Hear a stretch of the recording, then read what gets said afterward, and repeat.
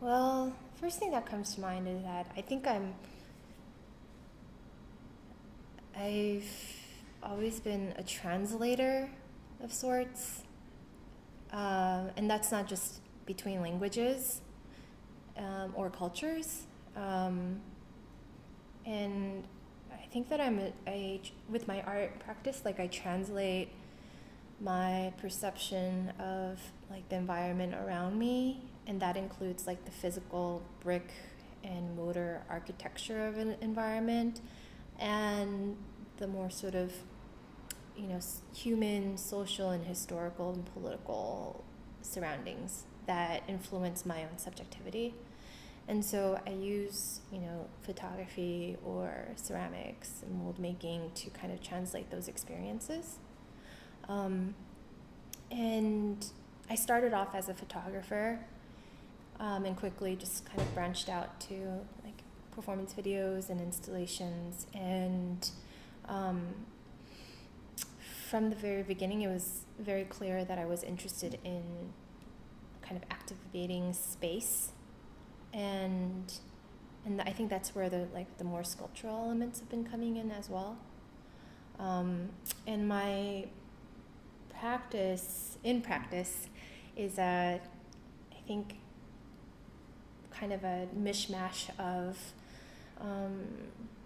some research, some more process-based, where it's definitely about my body's engagement with the materials at hand. I need to have a visceral connection to the material that I work with. And so there's that branch. And then another one is more of this kind of lens-based practice where I use photography or video to kind of even distance myself, I guess. So it's this kind of push and pull between being like literally physically immersed in the process and then, kind of zooming out to sort of look at something from what can be like an objective standpoint, and that's mediated through like the technology. But let's record some of this more. Yeah.